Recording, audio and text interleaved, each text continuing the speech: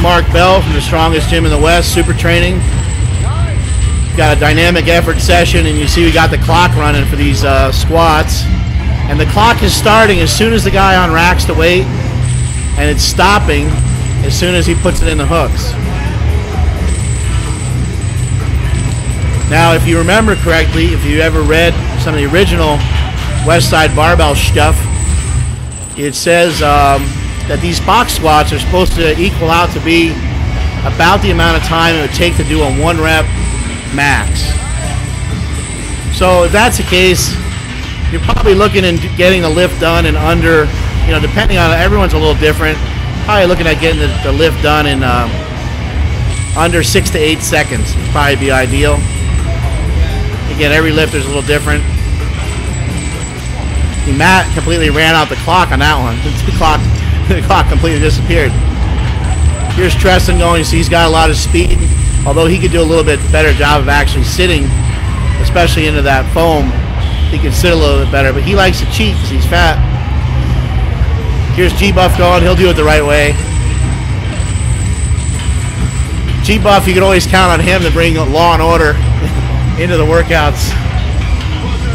Here's a big fat cheater going again.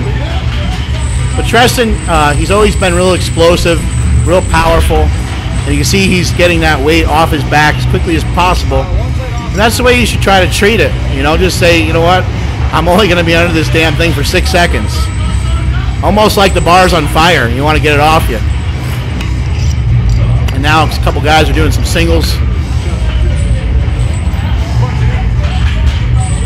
What's fast for you is going to be slightly different than what's fast for the next guy. But clearly you can see when Treston's moving, I think we could all agree that that's moving fast. We can agree that some of these other lifts are moving a little bit sluggish. Like that guy there, that's a little sluggish. Still not bad for a single. But you definitely don't want to be doing that kind of stuff in week 1 of your workouts. Just save that for the 3rd week when you're trying to work up.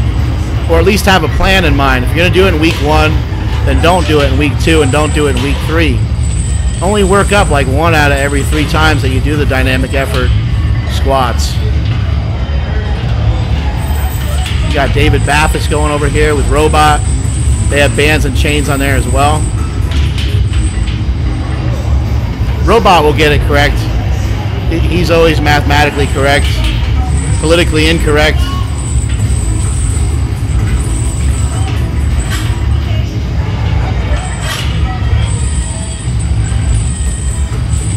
It was about 6.8 seconds. That's 100% right there.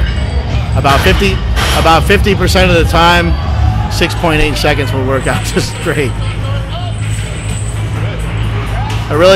This gives you a good idea of what you should be doing. Plus, keep in mind these guys are on a that's a legitimate box height right there. They're a little bit below parallel, especially for David. So obviously on a lower box, it's going to take a longer amount of time. If we're using a USAPL box, it might take you 14 seconds to do 2 reps. If you're using an SPF box, it may only take you 3 seconds to perform 2 reps.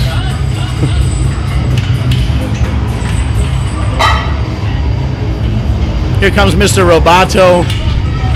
He's trying so desperately not to throw his head back, but he's still doing it. David keeping a pretty good upright posture throughout that lift.